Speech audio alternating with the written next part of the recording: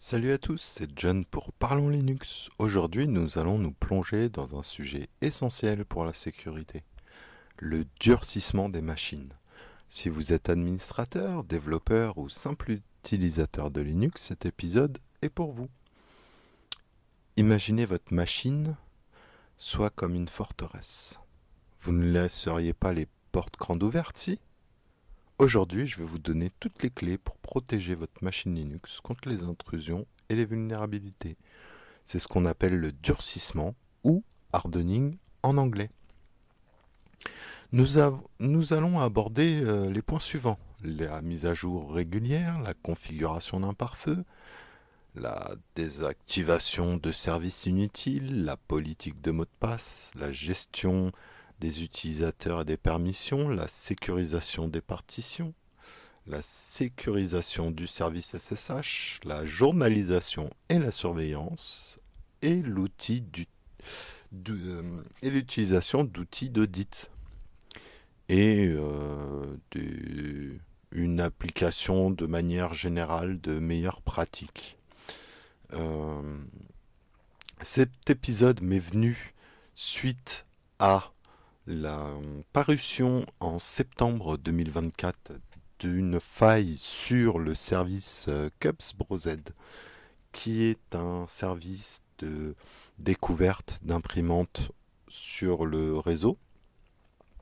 Il y a eu une grosse faille de sécurité, ça a fait beaucoup de bruit, et je me suis dit, tiens, mais moi qui est en train de faire un peu de sécurisation sur mon petit serveur local, ce serait une bonne idée d'en faire un épisode. Et donc, bah voilà, on y est. Je vais essayer de séparer les conseils pour l'utilisation sur un poste de travail, donc un ordinateur simple, d'un serveur. Quand je vais parler d'outils, notamment d'outils d'audit, notamment Linus, que j'aime beaucoup et qui est beaucoup recommandé. Il apparaît dans pas mal de magazines autour de Linux ou même sur des vidéos pour la simple et bonne raison que c'est un excellent outil. Par contre, ce que je regrette et qui me pousse à faire cet épisode, c'est une certaine clarification de cet outil et des remontées. Euh, c'est un problème récurrent qu'on a quand on utilise de manière intensive n'importe quel système d'exploitation, mais j'allais dire de manière générale, quand on est professionnel dans un domaine, c'est qu'on oublie que ce n'est pas le cas de tout le monde. Et donc, ce que l'on considère comme évident ne l'est pas forcément pour tout le monde.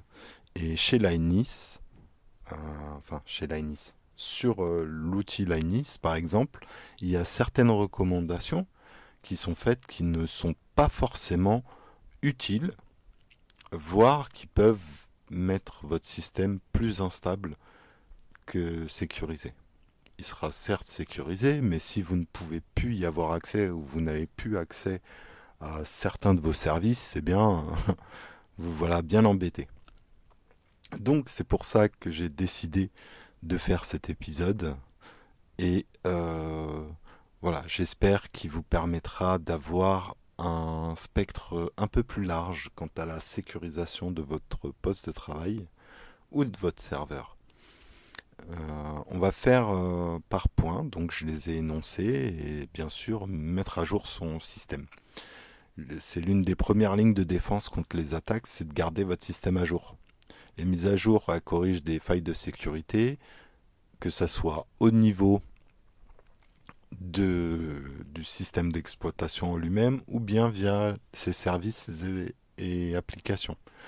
Donc faire ces mises à jour, ça améliore la stabilité et ça permet d'éviter que certaines vulnérabilités connues soient exploitées sur votre système. Donc sur un poste de travail, pour un usage quotidien, un des bons tips serait d'activer les mises à jour automatiques si votre distribution le propose. Elles sont plusieurs à le proposer et ça vous évite de devoir penser à les appliquer manuellement. En soi, il y a aussi le système de rappel qui existe, je pense notamment à Ubuntu et Debian qui le permettent. C'est une petite pop-up qui apparaît en vous disant, et Fedora aussi d'ailleurs, il y a certaines mises à jour qui peuvent être appliquées. La mise à jour automatique peut être un bon point. Seulement si vous êtes sur des distributions dites stables. Euh, Si vous êtes sur des machines ou des distributions qui sont toujours dans la nouveauté, comme Arch Linux par exemple, mais il y en a d'autres, appliquer automatiquement les mises à jour, c'est une très mauvaise idée. Pourquoi? Parce que certaines distributions, donc je vais m'attaquer à Arch Linux, enfin m'attaquer c'est un bien grand mot, hein, j'apprécie beaucoup Arch Linux, mais en termes de stabilité, cela nécessite beaucoup plus de rigueur. Il ne faut pas appliquer des mises à jour, j'allais dire bêtement. Il faut essayer de comprendre et voir ce qu'on appelle le changelog, donc qui est le journal des modifications. Sur un serveur, bah, c'est pareil. Il faut installer ces mises à jour régulièrement et en programmant les mises à jour pour ne pas les perturber les utilisateurs qui pourraient être connectés et tester les mises à jour dans un autre environnement. Ça peut être une bonne pratique. Euh, et c'est particulièrement important pour les correctifs du noyau, des bibliothèques système et des applications critiques. Cela me fait penser que dans la rédaction de mes notes, j'ai oublié de parler d'un cas qui se rapproche du serveur. C'est le petit serveur local qu'on a à la maison qui n'est connecté que sur le réseau local et qui, forcément, dans certaines recommandations, ne sont pas forcément nécessaires. J'essaierai de préciser au moment important euh, quand ce sera le cas. Donc, le pare-feu. Le pare-feu, il agit comme une barrière entre votre machine et le reste du réseau.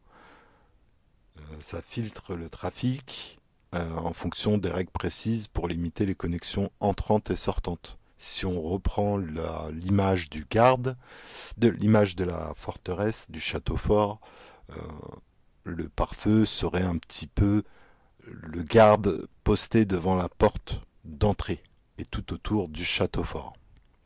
Il regarde qui rentre et surtout qui sort. Faut pas sortir avec les joyaux de la couronne. Donc voilà. Donc sur un poste de travail, un pare-feu avec des règles basiques qui permettent de bloquer par exemple les connexions entrantes non sollicitées tout en laissant les connexions sortantes, ce qui est c'est souvent suffisant pour un usage personnel. Sur un serveur, le pare-feu il doit être configuré pour restreindre les ports ouverts aux services essentiels comme SSH ou les ports web, donc /80 ou 443 pour le trafic web. Les autres ports et protocoles doivent être bloqués pour réduire la surface d'attaque. Vous remarquerez que je n'ai pas précisé le port pour SSH, car dans mes recommandations sur SSH, on va parler justement du port SSH. Mon troisième point, c'est la gestion des services. Chaque service actif sur votre machine, c'est une porte potentielle pour une attaque. Donc désactiver les services inutiles, ça permet de réduire cette surface d'attaque. Sur un poste de travail, il faut identifier les services non essentiels pour un usage personnel. Typiquement, le partage réseau ou les services d'impression. Et il faut les désactiver. Sur un serveur, il faut limiter le nombre de services qui fonctionnent. Surtout si certains, comme les services de messagerie, ne sont pas nécessaires. Les processus inutilisés augmentent la charge du serveur et sont donc une cible pour d'éventuelles failles de sécurité. En termes de charge, et ça vaut pour les postes de travail et les serveurs, typiquement un service qui tourne dont vous n'avez pas besoin, c'est de la consommation de processeurs, voire de RAM, voire de disques, euh, pour rien. Donc une surconsommation. Donc désactiver ces services aussi fera du bien au portefeuille. Euh, c'est pas forcément significatif, mais en grattant petit à petit par-ci par-là, on peut réduire quand même une consommation de manière assez significative. La politique des mots de passe. Bah, les mots de passe, bah, c'est une barrière de sécurité, c'est une bonne pratique, enfin une bonne politique de mots de passe est essentielle, c'est pour éviter les accès non autorisés. La longueur et la complexité, euh, selon les études, enfin ce qu'on lit généralement, c'est qu'un bon mot de passe devrait contenir au moins 12 caractères en combinaison majuscules, minuscules, chiffres et symboles. Et ça réduirait les attaques par brute force. L'attaque par brute force, euh, comment la simplifier? Voyons l'entrée d'un club secret, d'un club d'utilisateurs Linux où il faudrait frapper à une porte et dire un mot de passe. Bah, imaginez que vous, bon, dans ce cas-là, vous trouvez la porte d'accès à ce club et que bah, vous venez frapper toutes les 2 secondes en disant au moment où le vigile demande le mot de passe, bah, vous commenciez à donner tous les mots qui vous sortent de la tête. Et ben, en fonction du mot, cela peut prendre plus ou moins de temps. Mais si ce sont des mots connus, admettons que le mot de passe soit Linus. Non, Torvald, allez, Torvald. Donc, euh, au bout d'un moment, on peut trouver le mot de passe et rentrer. Voilà. Euh, je sais pas si cet exemple est forcément bon, mais ça me fait un petit peu rire de parler de clubs secrets et de mots de passe comme ça. Donc, voilà. Je pense que en donnant cet exemple pour le brute force, ça peut être assez marrant.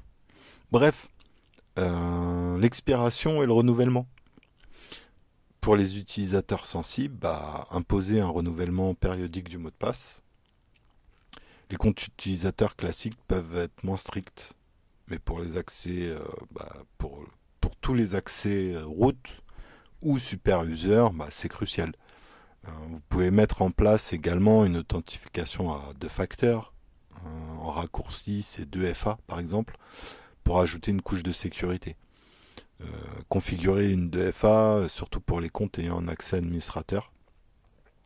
Ça, c'est tout ce qui concerne, euh, j'ai envie de dire, c'est le seul point qui sera assez euh, universel, que ce soit pour le poste de travail ou pour un serveur. Euh, Attention avec l'authentification à 2FA, c'est que à 2 facteurs, c'est quand il faut bien choisir son deuxième facteur. Typiquement, il existe des clés d'authentification, mais que faites-vous si malencontreusement vous renversez du café dessus? Bah, votre clé n'est plus utilisable et vous faudra toujours un autre système de secours ou un autre compte pour accéder à votre machine. Donc ça, c'est un point qui mériterait un épisode entier sur le 2FA. Euh, et je n'ai pas la prétention d'avoir le niveau suffisamment haut en sécurité pour aborder ce point. Donc si toi, auditeur ou auditrice, tu entends cet épisode et que tu voudrais partager ton expérience avec le 2FA, ou tu penses que ce que j'ai dit n'est pas suffisant, ben, je t'invite à créer une capsule et à nous contacter, que ce soit via le salon de Matrix, le serveur Discord ou par email. Voilà. Donc pour un serveur, Pour le SSH notamment, on peut penser à combiner les mots de passe avec des clés.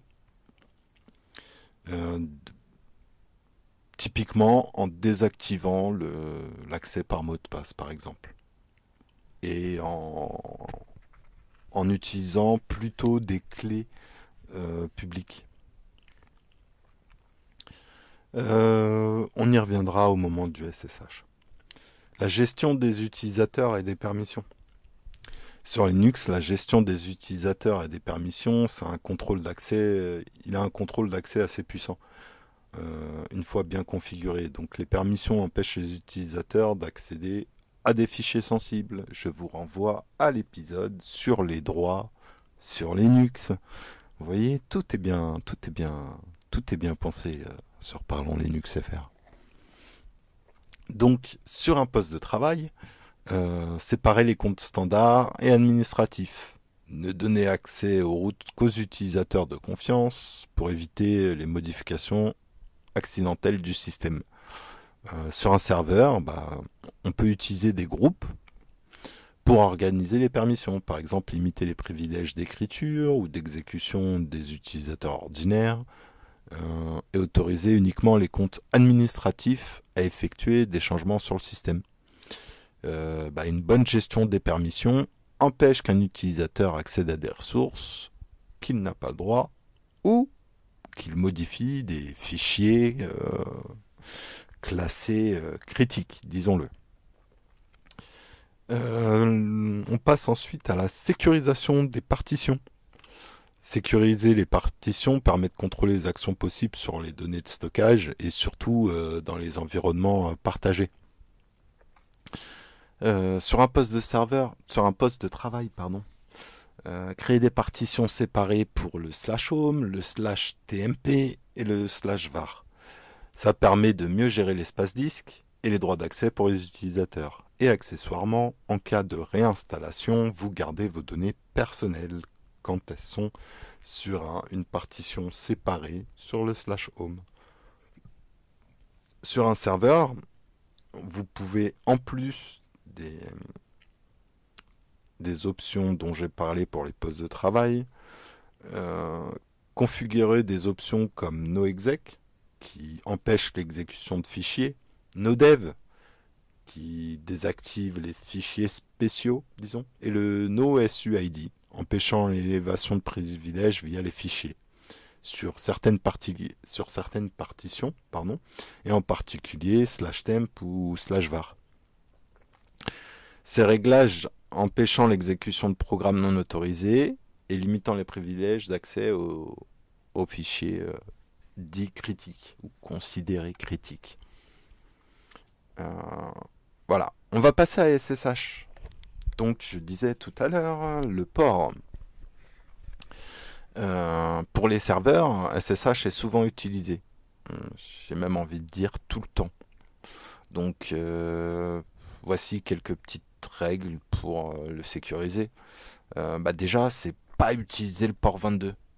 Choisissez plutôt un port non standard pour rendre plus difficile les attaques par brute force. Pourquoi ? Parce qu'il existe des robots. Une simple recherche avec votre navigateur favori vous permettra de trouver des centaines de milliers d'exemples de programmes qui recherchent sur le web des machines accessibles sur le port 22. Une fois que le port est découvert, on peut tenter une attaque par brute force. Voilà. Donc, désactiver l'accès route. Certaines distributions sont déjà désactivées par défaut, d'autres non. Donc, au lieu de permettre une connexion directe avec route, utilisez un compte non privilégié, puis passer en route si nécessaire. Et bien sûr, activer l'authentification par clé, parce qu'elle est bien plus sûre que celle par mot de passe. Ces pratiques rendent SSH plus difficile à attaquer et augmentent la sécurité de vos connexions distantes. La journalisation et la surveillance des événements. Les logs, quoi. Sur Linux, les logs ils sont une source précieuse pour comprendre ce qui se passe sur votre machine. et pas forcément uniquement du point de vue sécurité d'ailleurs. Donc surveiller les logs de sécurité et les événements critiques permet de repérer des activités suspectes. Ça c'est valable pour les postes de travail mais aussi pour les serveurs. Ensuite, sur un serveur, il y a des outils comme File2Ban qui peuvent bloquer les adresses IP après plusieurs tentatives de connexion échouées, et Audit TD aussi, qui permet de suivre en temps réel les changements système. Donc surveiller les logs, ça vous aide à détecter les comportements anormaux avant qu'ils ne posent problème. Voilà. File2Ban notamment a un outil, je crois que c'est un plugin, si je ne dis pas de bêtises. En tout cas, il a une fonction assez sympa qui permet de partager avec la communauté les IP classées malveillantes. Cela, bien sûr, pas par votre configuration de Fail2Ban. Hein. Les IP malveillantes qui ont tenté d'accéder à votre service. Il y a notamment le site web qui met en place une base de données partagée qui est AbuseIPDB, je crois. En tout cas, dans la configuration de Fail2Ban, le fichier de conf, il est mentionné AbuseIP. Et cet outil, c'est une grande base de données fournie par les utilisateurs du monde entier, des adresses IP qui ont tenté d'accéder à leur machine. Et bien plus avec les autres outils que j'ai cités comme Audit TD, ça permet de fournir plus d'infos sur qu'est-ce qu'a essayé de faire cette IP-là.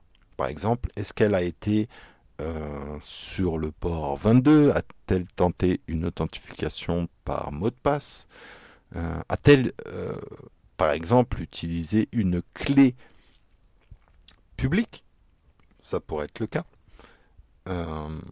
Tenter d'utiliser une clé publique, ou bien a-t-elle essayé d'accéder au service CUPS Pro Z, par exemple, pour exécuter, pour tenter d'exécuter un système, un script permettant l'accès à la machine. Voilà, c'est un très bon outil. Et outils et sites Fail2Ban, c'est le strict minimum. On va passer à les outils pour la vérification de sécurité. Donc, pour sécuriser un système, il y a des outils d'audit qui existent. Il y en a plein. Ça permet de faire le point sur votre configuration et d'identifier des failles potentielles. Là, toujours, il faut comprendre ce qui est remonté. C'est là où on parle de l'INIS, par exemple. Pour les postes de travail et serveurs, l'INIS, c'est un bon choix pour scanner la configuration système et accéder à des recommandations à faire pour des améliorations. Pour les serveurs, il y a Nmap aussi, qui permet de scanner les ports ouverts et de détecter les services exposés. Et ces services, ils permettent d'évaluer vos défenses et d'identifier les points faibles. Voilà. Il y a quelques pratiques pour renforcer la sécurité. Faire des sauvegardes régulières. Ça, c'est... Il me semble qu'on a fait l'épisode sur les sauvegardes. J'ai un trou de mémoire. Si il n'est pas fait, il viendra. Donc faire des sauvegardes régulières. Parce qu'en cas de problème, il est important d'avoir des sauvegardes à jour pour restaurer les données. Limiter les privilèges. Chaque utilisateur et service doit avoir seulement les permissions nécessaires. Et tester les défenses. Donc, essayez régulièrement vos réglages de sécurité pour vous assurer qu'ils soient efficaces. Ces pratiques, elles sont simples à mettre en place, mais elles sont essentielles pour garder son système sécurisé. Donc, voilà. Et là, maintenant, je vais pouvoir rentrer un peu plus dans le détail de l'INIS. L'INIS, il fournit des recommandations, mais faut-il encore les comprendre et surtout prendre en compte votre utilisation. Je parlais du Raspberry Pi tout à l'heure. Eh bien, c'est un excellent exemple. J'ai testé Linus et je l'utilise sur toutes mes machines, que ce soit poste de travail ou serveur, et les recommandations restent les mêmes. Alors que si vous êtes sur un poste de travail ou sur un serveur qui n'a pas vocation à être connecté sur le World Wide Web, typiquement un nom de domaine, vous n'en avez pas besoin. Eh bien, Linus va vous remonter des problèmes au niveau du nom de domaine, par exemple. Euh, voilà, il y a plein de petites choses comme ça. Si vous l'utilisez uniquement via le réseau Wi-Fi, c'est mon cas. Actuellement, mon serveur est accessible uniquement via le service Wi-Fi et je n'utilise pas le câble Ethernet de mon Raspberry Pi.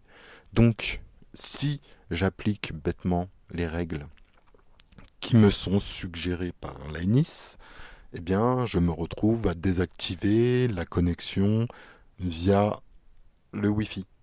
C'est dommage, mon serveur n'est plus accessible sur le réseau. Il y a plein de petites recommandations comme ça que Linus fait, qui n'est pas forcément à mettre en place dans votre cas. Donc il est bien important de comprendre ce qu'on vous suggère et ce que cela implique. Linus, par contre, permet un système de notes. C'est un index. Oui, c'est un index. C'est un petit score. Il vous donne une idée. Donc une fois les changements effectués sur les différents points que je vous ai évoqués, donc le SSH, les logs, les mises à jour, le pare-feu, etc., la politique de mot de passe, eh bien, il vous donne un index. Et au fur et à mesure que vous appliquez de nouvelles règles plus contraignantes et plus sécuritaires, cet index augmente. Voilà, c'est assez intéressant et ça permet de voir, de détecter certaines modifications qu'on fait, l'impact. Ce n'est pas à prendre au pied de la lettre, bien évidemment, mais c'est fort pratique et assez amusant. De plus, toutes les recommandations sont faites et je vous invite à, si vous souhaitez l'installer, ne pas utiliser la version GitHub, mais prioriser plutôt la version disponible sur vos dépôts de votre système d'exploitation. Debian, par exemple, le met à disposition et du fait qu'il soit disponible dans les dépôts, les développeurs de Debian ont intégré des plugins qui sont automatiquement reconnus par Linus et qui permet notamment de vous suggérer des outils assez pratiques. Quand je parlais de faire des mises à jour de sécurité, enfin les mises à jour régulières, il vous permet par exemple de inspecter. Enfin, ce qu'il va faire, c'est qu'il va aller voir de temps en temps sur les repos et regarder s'il y a des mises à jour disponibles. Quand c'est le cas et que vous vous connectez, il va vous dire il y a ça à faire comme mise à jour. Également, il vous permet il vous conseillera des outils qui sont disponibles pour votre distribution, notamment la gestion et la vérification des paquets. S'il y a des conflits potentiels avec la mise à jour de ces paquets et plein d'outils de ce style-là. Donc je vous invite, si vous voulez l'installer, à plutôt passer par une installation de type directement depuis les dépôts de vos applications plutôt que le GitHub. Le GitHub, vous aurez certes une version plus à jour dans certains cas, mais vous n'aurez pas ce plugin. Ce qui serait dommage de passer à côté d'outils qui sont mis en place par vos distributions et que vous n'avez peut-être pas connaissance de leur existence. Voilà, c'était tout pour cet épisode sur le durcissement ou hardening en anglais. Merci d'avoir écouté cet épisode jusqu'au bout. C'était John. Et puis, en appliquant Ces recommandations, vous sécurisez vos postes de travail et vos serveurs Linux. J'espère que cet épisode vous a plu et à bientôt pour d'autres conseils sur Linux. Allez, salut!